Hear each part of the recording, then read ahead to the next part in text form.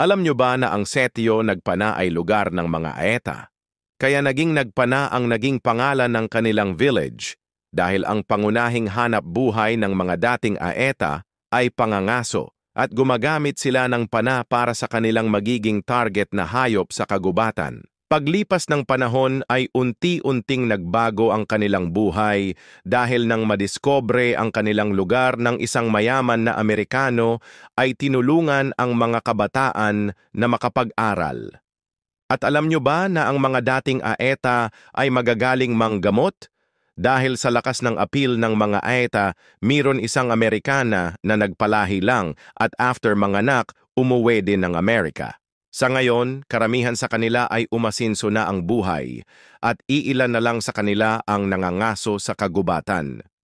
Mababait ang mga Aeta at pala kaibigan sa katunayan nung high school may kaibigan ako, ang pangalan ay Nathaniel Suarez.